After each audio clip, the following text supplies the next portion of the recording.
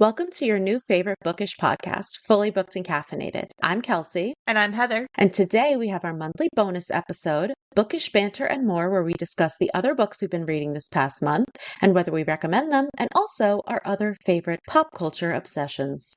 This is our October recap, which means that spooky season is leaving us. For some, of course, not all of us. Heather is on to the next holiday, already thinking about Christmas. You know While what? I leave my skull decor up year round.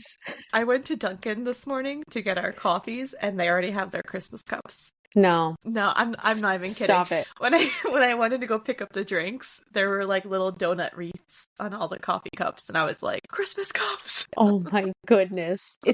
Halloween is not even over. Oh, I know. I am mourning the end of all the spooky things being acceptable, but I'll be fine. Anyway, so what kind of coffee did you get this morning? Oh, I got the cold brew with the sweet cold foam, and then I do the caramel and stuff in there. It was really good. I really like their cold brew. They actually have really good cold brew. Yeah, I like their cold brew better than their regular iced coffee. I agree. I don't know what's different about it, but it just tastes so much better. Their iced coffee just tastes like watery now. Sometimes it does. Yeah, sometimes it does. And I feel like even if I add sweetener to it, it dies out so quickly. Mm-hmm. It just isn't not as great. But their lattes are good. I do like their lattes.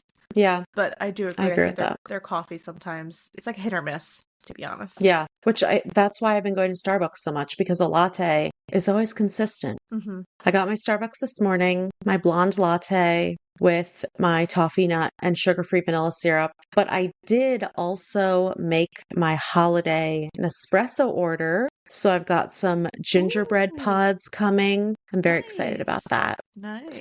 So I'm talking shit about Christmas, but I was like, gotta get these before they sell out. I have to come over so you can make me a gingerbread latte. It's very delicious. Yeah. All right, so let's get into our reads from this past month. First one is one that we both read because it was our book club pick for last month, which we didn't get to talk about on our last episode, but I'll Be You by Janelle Brown. And I loved this one. I thought it was so good, so unexpected. And even reading the name, I'm like, you have no idea what this book is about. You really don't. And also the cover doesn't really give any indication at all that it's even like a mystery kind of book.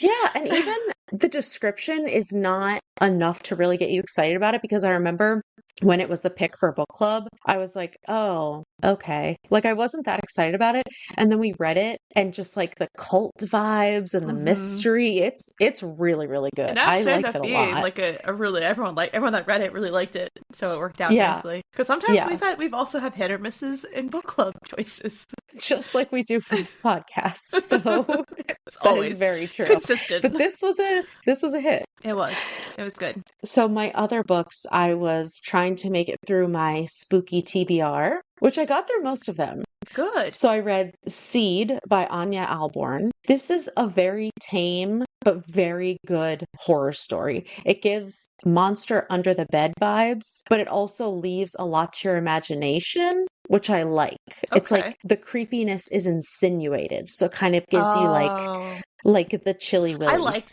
I like that because then you like don't know what's coming. Exactly. And you kind of picture it yourself, and it doesn't have like that gore or anything like that. It's kind of like how I feel with like paranormal movies. Okay. Yeah. And this was also my first book by Anya Alborn, but I have a ton on my TBR. Okay. And I really like this one, so I'm excited to read more by her. Then I read House of Hollow by Crystal Sutherland. This is definitely YA. It's a YA magical realism book. So some of the writing definitely was very YA. But when you read it through that lens, I really liked it. It's like a dark fairy tale. It wasn't what I expected, but it was really, really good. I definitely recommend it. Next, I read Playground by Erin Beauregard. This book has taken my horror book talk for you page by storm.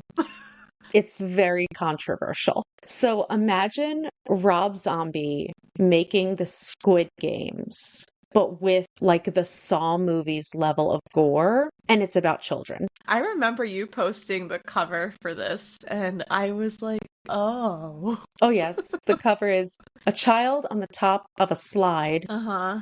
that's just a blood slide. It's Mm-hmm. just gooshing blood. Most of it I actually enjoyed. It's definitely extreme horror, but it did have a plot, which automatically gets Oh, points because there you not all go. extreme horror does. Not really a spoiler, but there was a whole incest angle that I couldn't Mm. get behind. So if you're going to read this one, proceed with caution. Actually, don't read it because you won't be able to look me in the eye. Anyway, And also, that's like your second book you read this month with like incestuous vibes, because then we've always lived in the castle. yeah. Yeah, this one was Oh, a I'm lot sure. Oh, darker. I'm sure it was 100%. You're painting the picture that I don't need to see nor read. It's October. Give me a break. Anyway, so next I read Midnight is the Darkest Hour by Oh, Ashley Winstead. I'm so jealous you got to This read is this. her. It's crazy because I got it on the Libby, the library app, and I wasn't expecting it to be available because it told me that I had like a 2 month wait. But what must have happened is everyone in front of me must have like bypassed it because you can Oh, just like okay. skip it and it'll move to the next person in line. So it was ready, and I was like, oh my gosh, I have to read this right away. So this is her newest release, which we talked about recently because we were both Yeah. excited for it to come out. And as anyone who listened to our review of In My Dreams I Hold a Knife, you know that I'm a big fan of Ashley Winstead. Mm-hmm. This was, as expected, well written, twisty, turny, atmospheric. It actually went in a direction that I did not see coming. Love that. And it has her very distinct writing style of that much deeper meaning. There's like these feminist vibes. You're going to be questioning your own morality. There's this whole like religion, cult aspect. It's just really good. I'm super excited because I was nervous that Mm-hmm. we were going to be so excited for it and it Yeah, wasn't going to deliver, but I think she definitely delivered. that's great. Yeah, you're going to like it a lot. I can't wait. Then I read Psycho by Robert Bloch. That's a guess on his name. Anyway, so this is the original from 1959 that Alfred Hitchcock's movie is based on about Norman Bates. And I actually really liked this. I I think it actually didn't know that it was based on a book, that movie. I didn't either. And I thought that the book came after. And then I was like, oh, no, this makes a lot of sense that it was Yeah. based on a book. I actually think that this aged better than a lot of other classic horror. Catch our latest episode, Shirley Jackson's book.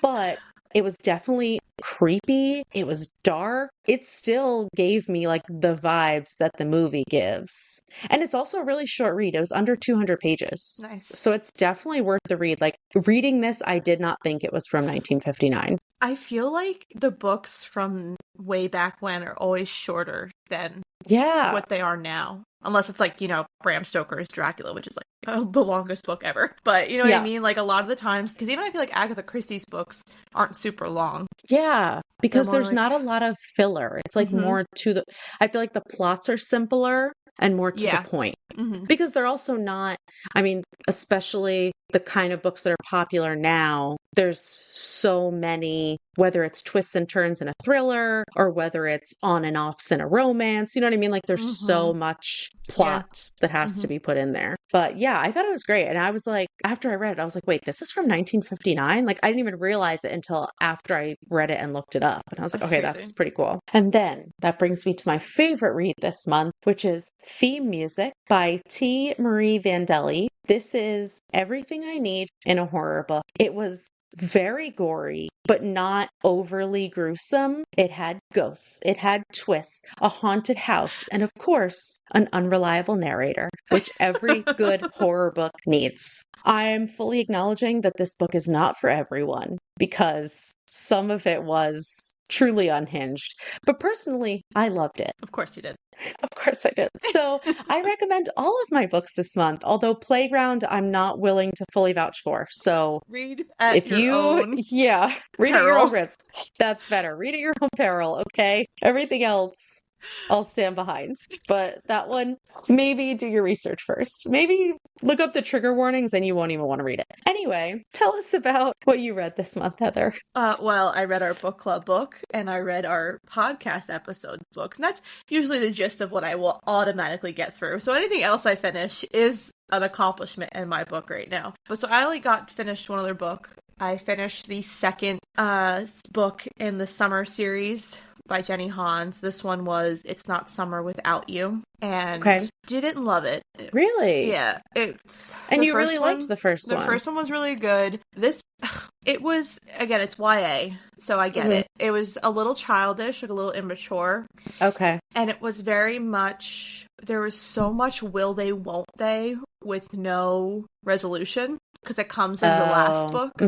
But it's like, it was just annoying, because it's about, there's Conrad and Jeremiah, and then there's Belly, and she's basically likes both of them, but clearly Conrad is like her favorite. But in this book, she kind of gets with Jeremiah, and then Conrad is just like jealous, but then not jealous, jealous, and then not jealous. It's just like, it's because they're like brothers, and it was okay. It wasn't my favorite. Okay. Is the second, because there's a second season, right? Is the second season based on the second book? I haven't watched it yet. Gotcha. Okay. But even like the first season strayed a lot from the first book in a sense too, like it typically does. In the second book, she ends up dating Jeremiah, and that happens in the show. So it's kind of like, okay, so it's not, they're not sticking very closely to the sequel and stuff like that. No, but the show is good. The show is well casted and cute and everything. I definitely recommend the show from what I've watched the first season so far. Okay. All right. Well, listen, like you said, any book in addition to the required books I know. is an accomplishment. And I'm currently like in the middle of another book, but I'll talk about it next month because I'll wait till I finish it. But yeah. Yeah, you can't tell if you like it or not until that last page. Exactly. Are there any upcoming releases that you're looking forward to? Well, not that it's an upcoming release next month, but Christina Lauren, which Easter egg, we're doing a book of theirs next month. They just released today, I saw, it was either last night or today, they have a new book coming out next year. Which I had no idea that they were writing another book. And I don't remember the name, something Paradise. And their little blurb thing said, if you're like, we're a fan of the Unhoneymooners, which I loved by them. It was one of my favorite reads. They said, you're going to love this book. So I'm super excited about that.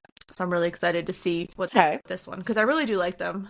They're, I'm trying to think. I feel like I read 2 of theirs. I did. I read Twice in a Blue Moon and then the Unhoneymooners. And I loved the Unhoneymooners. It was like it was like an enemies to lovers book. Okay. Which are like, and so they don't have a date for it. It's just 2024 right now. I think it said 2024. Yeah. Okay. But I'm excited regardless. Well, TBD once I read my first book by them. I know. If I'm excited too. Okay, I didn't have any upcoming releases. I didn't really see anything coming out in November. I feel like nothing comes out around this time of year because of the holidays and stuff. It kind of gets like saturated. There was a couple, there was a couple things coming out, but none from like authors that I immediately recognized. So I was like, these are just kind of like one-offs probably. So book news. This is not real book news, but it's something we need to talk about. Okay. If you have been on the internet or existed in the world, you know that Britney Spears' memoir came out. You know it. And you know that she is dropping bombs left, right, and center. Okay. And I just need to let the people know that we know, and we will be covering this book. It is happening. I can't wait. There's just grenades everywhere. I know. Justin Timberlake needs to hide for his own good. Yeah, someone needs to go check on him. It's so unhinged. It's so unhinged. And I cannot get enough of it. It's gonna be an experience. It is. It is. Yeah. It's going to be a journey, and we're all going to take it together. And early next year, we will be Oh, yeah. taking that journey. So stay tuned because here's Exactly. another Easter egg for you. This one is full of Easter eggs. Exactly. Did you have any relevant book news? No, I don't think I did, actually. Okay, so let's talk about what TV we were watching this past month. I feel like I'm recycling a lot from last month because it's still been Big Brother, Survivor, The Amazing Race. I'm still binging Once Upon a Time. I'm halfway through season 6, so I have one more season after that. And then... Has it taken a turn? Oh, it always takes a turn.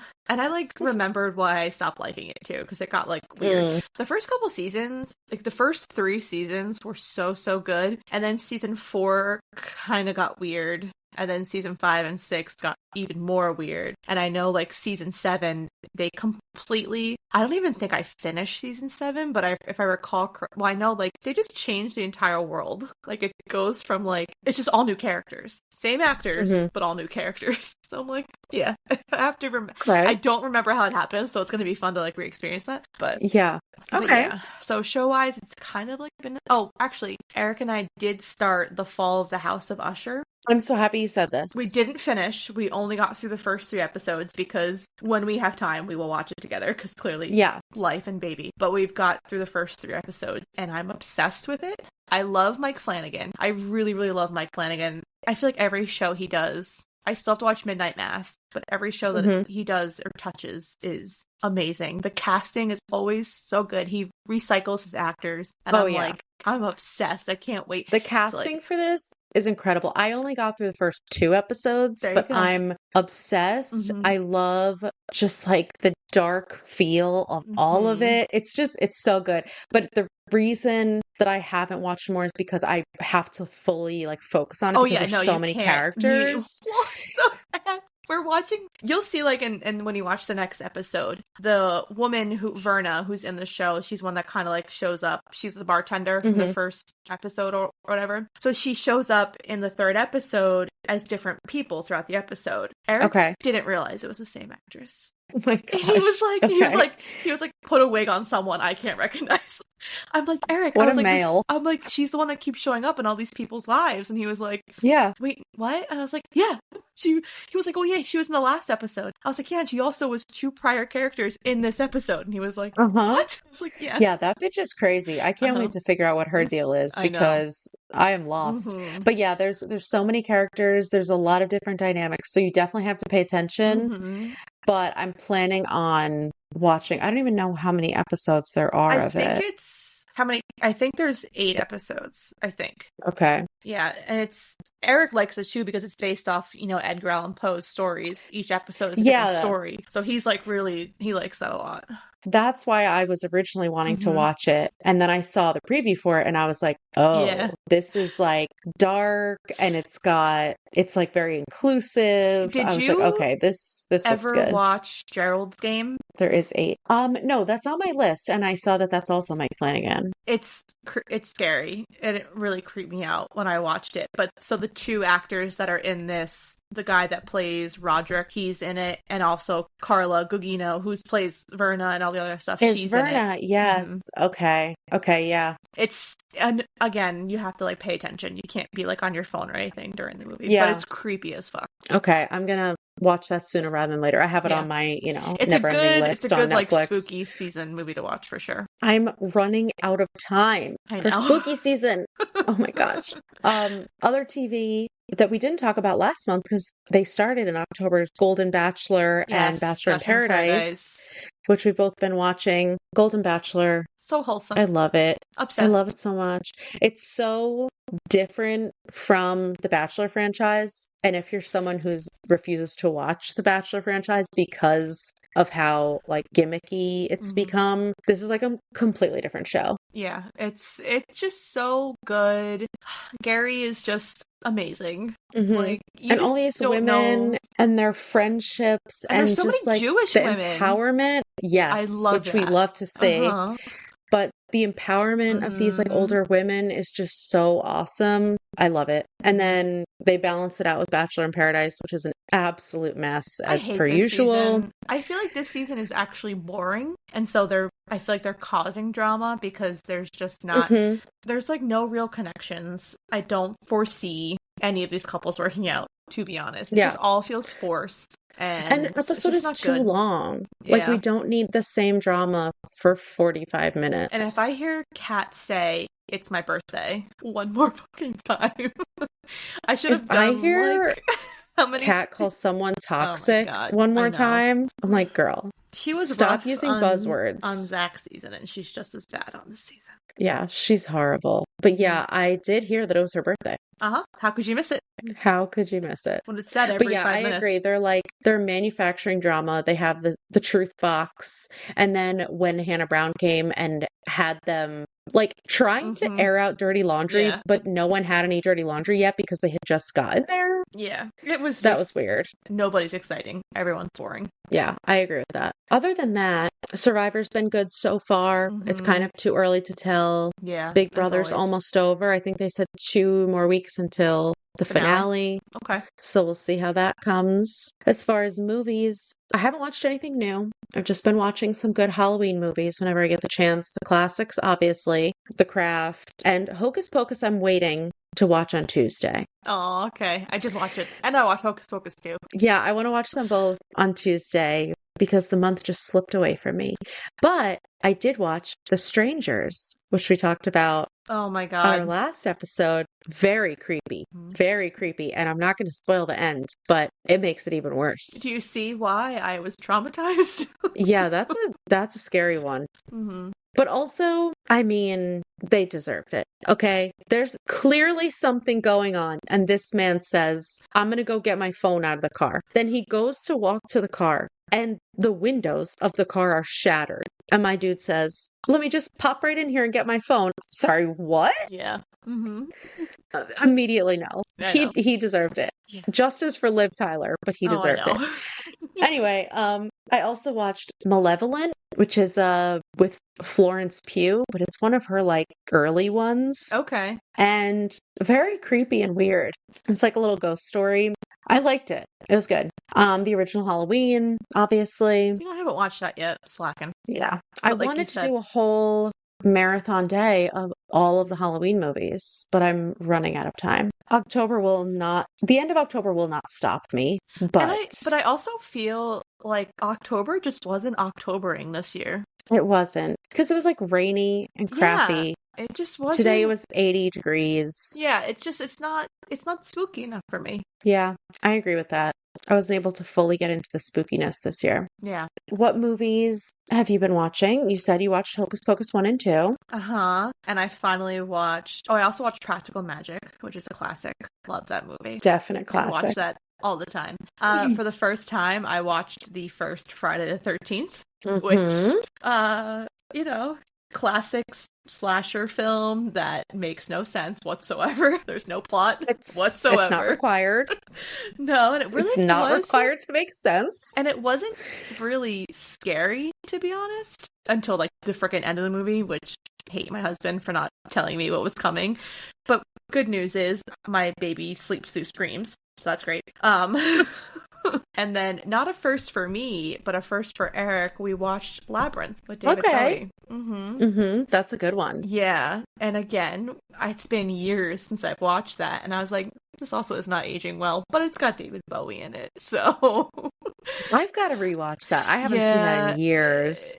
What did Eric think? He liked it, but he likes Jim Henson. And that's why I was kind of surprised that he had never watched it, because like he loves the Muppets, he liked The Dark Crystal, like he likes all his stuff. So I was kind of surprised he had never seen Labyrinth. Yeah, but I feel like Labyrinth that's a very classic one. It's a dark movie, but... What year did that come out? Because I also feel like I was way too young when I first watched that, be watching it. Was it the 80s? 1986. Yeah. So I was not alive. But when I did watch it, yeah, I think I was too young to be watching I watched it, I was in high school. But yeah, so we watched that. And yeah, Eric really liked it. Okay. Yeah, I've got to rewatch that. That's a good one. How about podcasts? Anything exciting this month? Actually, no. Honestly, there was no episodes this month that really... Just like my normal stuff, like the recaps of Survivor and The Bachelor and stuff. Yeah. Other than that, yeah, I was going to say, that's the only thing I've been listening to consistently is Tyson's Survivor podcast and the one with Jeff Probst and the Love to See It Bachelor recaps. Yeah. It's pretty much the only things And then Right Reality is doing recaps of the challenge. So they'll be doing the new season of the challenge. So I'll listen to those, but that's pretty much it. Yeah. Yeah, it really wasn't, I don't know. This month was like, not that it wasn't a good month. I still like watched a lot of stuff and listened, but nothing really blew me away. Yeah. I also rewatched Jennifer's Body. Love it. Yeah. Love to see it. I just watched that yesterday, actually. And didn't it really give you Grady Hendrix? Yes. My Best Friend's Exorcism? Literally, I was watching it and I was literally like, oh my God, this literally is, I forgot I forgot that we even talked about that, and now that you just said that, and I actually thought that. But it's so funny watching it because I've been binging like the OC, One Tree Hill, and Buffy the Vampire Slayer by listening to the podcast and watching the episodes. So I've been watching the OC, and so seeing like Adam Brody in Jennifer's Body after like just rewatching him recently is like Seth Cohen. I'm like, oh my God, it's like they're so different. God, I love Jennifer's Body. So good. Oh, I know. Megan Fox, an icon. Mm-hmm. Oh wait, I also watched Twilight. I forgot I watched all these classics. It's all like coming to me as we're sitting here. Oh my gosh, yes, you said you watched Twilight, which is funny because I was telling you, not a spoiler, but Midnight is the Darkest Hour has a very big subplot about the book Twilight. I know. Yeah, again, not my favorite movie. I definitely liked the second and third movies better. Because I remember when this first came out, Twilight, and it was not problematic, but everyone realized how stupid it was because the director kind of made it stupid. Like, I remember everything about it. And I just don't get how Kristen Stewart and Robert Pattinson dated for as long as they did, because they have zero chemistry. Zero. And it's also so obviously like low budget, even though it wasn't low budget because they had big names in it. And I'm just like, it looks like you didn't even try. I know, especially when he sparkles. Oh God. He sparkles. Also, I just feel like I think he's a good looking guy, but I don't think he's hot enough in the movie. No. Like, he's not Edward level hot. No, he's definitely not. And I remember thinking that too, reading or watching the movie, because in the books I was always Team Edward, but then I thought Taylor Lautner was hotter, so that I was like Team Jacob during the movies. Not in the first movie. He looks like a child and he has that weird hair, and then they make him hot in the second movie. I'm like, perfect. But yeah, and they shoot him with his shirt off the whole time in the second movie. I actually saw the movies, at least the first movie, maybe the first and second, before I read the books. So I was Team Jacob from the beginning, because I was like, are you kidding me? Obviously. And then I read the books and I was like, oh, this is why everyone is obsessed with Edward. I know. Yeah. It makes a lot more sense. Yeah, he wouldn't have been my first choice as Edward Cullen. I agree with that. And like you said, zero chemistry whatsoever. Yeah. It was a rough movie to rewatch. Yeah. It was bad. Okay, so are you ready for my book question? Yes. Okay. What is a book that was turned into either a movie or TV show where you actually preferred the screen adaptation? Oh, that's a good question, actually, because there's so many. I really, really liked the book, but I really liked the movie, The Time Traveler's Wife. Okay. I don't know if you ever watched that or read the book. I watched it, but I didn't read it. The book was good. But I had such a thing for Rachel McAdams. And I feel like anything she was in could do no wrong. But I remember really, really liking that. Also, maybe Water for Elephants, which again, like Robert Pattinson alert. Oh. But that was also another really good one. Yeah, that's one of my favorite books. And I did like the movie a lot. Again, like Reese Witherspoon. Can't do no wrong. Yeah, that's so true. And Rachel McAdams, that was like the height of her. Like, she was cranking movies out. When Time Traveler's Wife came out. That was a good movie. She was in The Notebook. She was in The Vow. She was in About Time, which I actually haven't watched yet. And then she was in The Family Stone. Mean Girls around that time. I would keep forgetting. I actually keep forgetting she's in Mean Girls because it was such a different character from like her typical. She's just such a good actress. Like, she has a lot of range. Yeah, she really does. And she's in like the Marvel movies now too. Oh, I didn't know she's that. She's in the Doctor Strange movies. Okay. She's like the main guy's love interest, if I remember correctly. I didn't love that movie, so I don't really remember too much about it. Everyone ends up in a Marvel movie eventually. Honestly, yes, because Yes. there's too many characters. Which, by the way, when I was watching Jennifer's Body, I totally forgot that Chris Pratt was in it. And Oh my God, I know, and I yes. remember seeing like a meme recently about how he's just in everything now. Like literally everything. Just randomly. Just randomly. I forgot he was in that too. There's a lot of really big names in that one too. Mm-hmm. Wow. And I had that soundtrack and I would listen to it all the time. Like the music from that Oh movie my is God. And then stellar. I remember because then I'm watching the movie and the Through the Trees song. I'm like, why do I know every single word of the song? And I was like, oh, because I forgot this was like the song in the movie. Yeah. And then I try to like find on Spotify, but you can't get it because it's like not a real band. Oh my gosh, come on. That feels wrong, but Yeah. Yeah, I know. that's funny. Okay. All right. I have two. I'm going to say 13 Reasons Why. Oh, Only the first season, yeah, that which was is a the good part one. that's based on the book. The TV series was a lot more emotional and a lot more raw and heartbreaking Mm-hmm. than the book. I'm not going to go into detail. Obviously, it does have very triggering themes, but the book just didn't have the same effect to me. And I watched the show before I read the book, so that could have something to do with it, but Mm-hmm. it just didn't bring out the same feelings for me. And then I'm also going to say Gossip Girl. I feel like this isn't fair because the show took off so freaking hard that basically after the first episode, it's not even based on the book anymore. No. But I did read the books and I was like, wait a minute, why is this nothing like the show? Like I was just confused. But the show is so good. Yeah, somewhat. It's like it's the typical teen show that goes off the rails and then it comes back in and then it goes off the rails again and then it comes back in. You love Yes, to I hate it. 100% agree. I think the reason that I like it more than some of the other ones is because the acting is so good. But I agree, there's some parts that I'm just like, what is happening? The first couple seasons, though, were good. Yeah. But that's always I mean, how it is. I feel like the first couple seasons yeah, of every show, and then they kind keep of trying to push it and push it and push it. and then they come up with these storylines that are just outrageous and Hmm. literally make no sense. But that's I Like feel when like Chuck's typical. dad, it's not a spoiler, the show's been out for 100 years. When Chuck's dad like ends up being alive, like Hmm. why? And then when they have a son and it's actually like Serena and Dan's half brother, I don't know. Too much, too much. But I still love the show. So I can't even be mad about it. Okay, so what is your book question? So as usual, I try to like base my question off of either themes of the episode or like the books that we read and everything. So my question is, we read two pretty cool different spooky books this month, Hmm. and they both had completely different atmospheres. Which one did you prefer?